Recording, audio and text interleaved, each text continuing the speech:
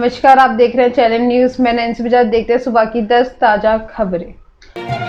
मोरबी पुल को केवल चमकाया, मजबूती नहीं देखी। मोरबी का सस्पेंशन ब्रिज हादसा उसकी नई फ्लोरिंग की वजह से हुआ था।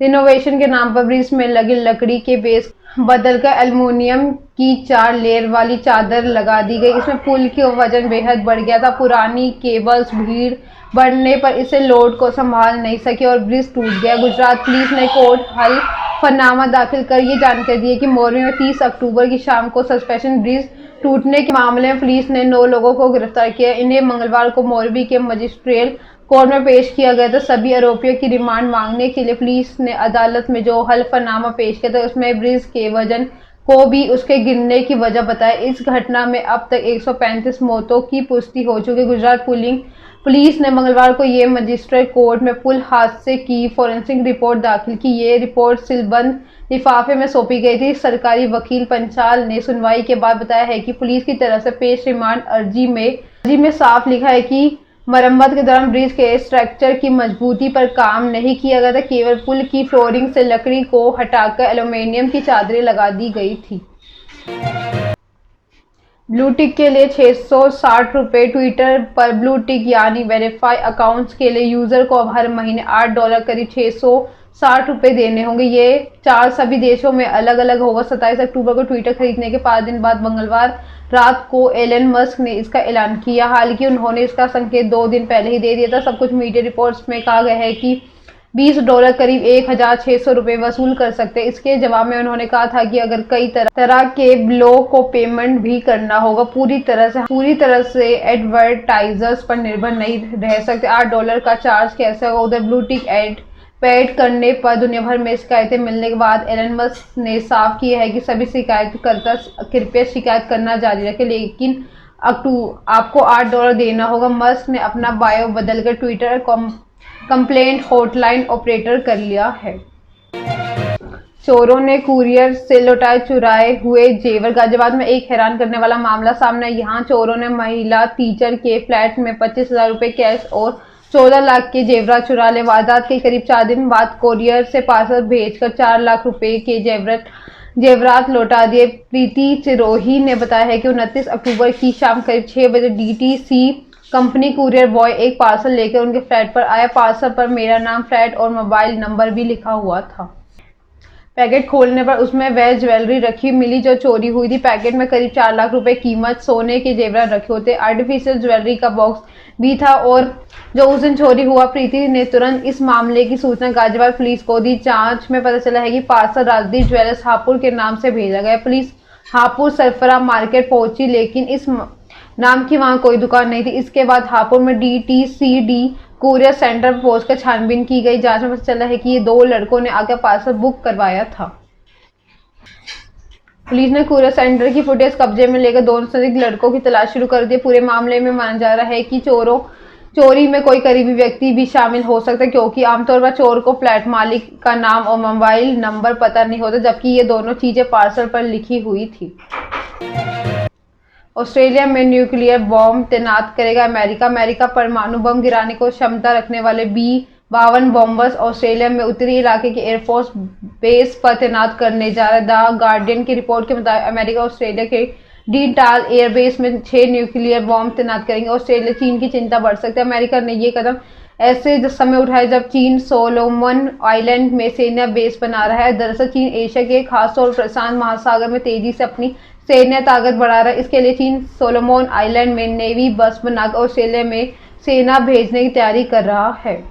सोलोमन आइलैंड ऑस्ट्रेलिया में काफी करीब है। यहाँ से निकलने वाली एक वाटर कैनाल प्रशांत महासागर से ऑस्ट्रेलिया होते हुए न्यूजीलैंड तक पहुंचते। ये वजह है कि अमेरिका अब ऑस्ट्रेलिया में सेना तैनात करना चाहता है। अमेरिका टिंडाल एयरबेस पर B-52 बॉम्बर्स को उतरने और ठहराने के लिए जरूरी सर्विस डेवलप करेगा।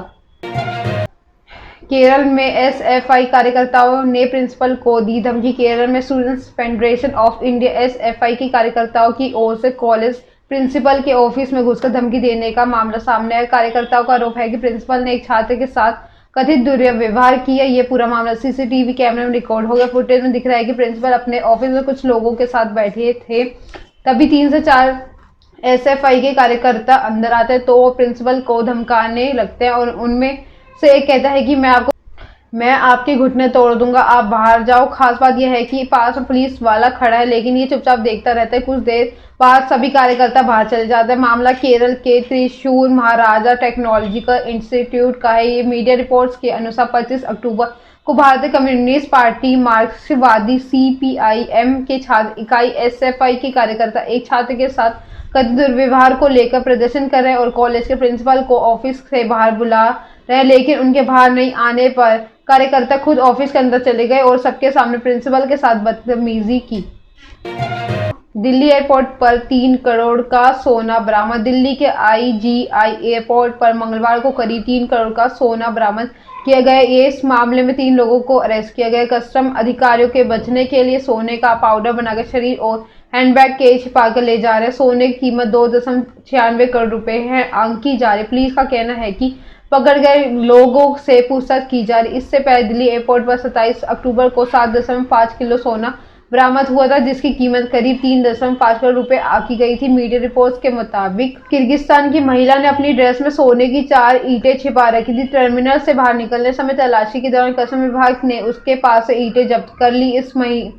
पिछले महीने में इंदिरा गांधी इंटरनेशनल एयरपोर्ट पर एक शख्स के पास से 7 घड़ियां बरामद हुई। घड़ियों की कीमत 28 करोड़ 17,96,000 रुपए है, ज्यादा ही थी। आरोपी की पहचान जुबैर रियाज के रूप में हुई है। रियाज का दुबई में महंगी घड़ियों का शोरूम है। UAE के कई शहरों में शोरूम के ब्रांच भी है। आरोपी दिल्ली के एक हाई प्रोफाइल क्लाइंट के डिलीवरी देने आया था।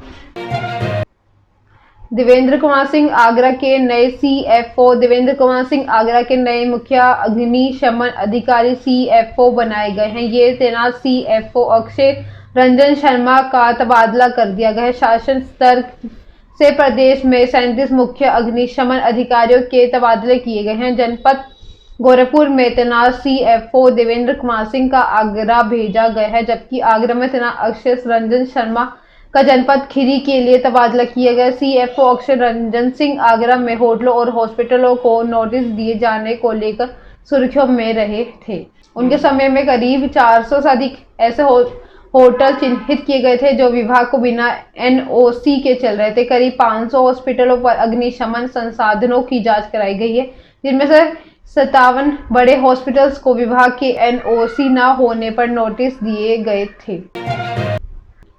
यूपी में लागू होगा model fire and emergency act. मुख्यमंत्री योगी आदित्यनाथ ने मंगलवार को अग्निशमन विभाग, नागरिक सुरक्षा विभाग और कारागार विभाग की समीक्षा की। अधिकारियों को निर्देश देते हुए कहा है कि यूपी में जल्द मॉडल इमरजेंसी एक्ट लागू किया गया। उन्होंने कहा है कि आग लगने की घटना में अग्निशमन विभाग की योग्यता का हम सभी से अनुभव है कि अग्निशमन विभाग कर्मचारियों का सेवा भाव प्रेरणा देने के भविष्य की जरूरत को देखते हुए अग्निशमन विभाग को उन्होंने कहा है कि आग लगने की घटना अग्निशमन विभाग को उपयोगिता का हम सभी से अनुभव है कि अग्निशमन विभाग के कर्मचारियों का सेवा भाव प्रेरणा देने में भविष्य की जरूरत को देखते हुए अग्निशमन विभाग को आपदा प्रबंधन एवं आपात सेवा के रूप में स्थापित करने की आवश्यकता है। CM ने कहा है कि केंद्र सरकार ने model bill on payments of fire and emergency service 2019 की तर्ज पर राज्य के model fire and emergency bill तैयार किया था। बहुमंजिली इमारतों में प्रत्येक दशा से अग्नि सुरक्षा के पुख्ता इंतजाम होने चाहिए। ईज ऑफ डूइंग बिजनेस के नीति के अनुरूप भवन स्वामी द्वारा 6 माह के अंतराल और सेल्फ सर्टिफिकेशनरी व्यवस्था भवनों के प्रकार में अनुसार फायर सेफ्टी ऑफिसर्स का प्रावधान और वार्षिक थर्ड पार्टी ऑडिट की व्यवस्था के लागू किए गए। फायर फाइटर्स की सुरक्षा में उच्च स्तरीय सुरक्षा व उच्च स्तरीय अग्निशमन उपकरणों की उपलब्धता के लिए एक विशेष निधि कोष की स्थापना के निर्देश दिए।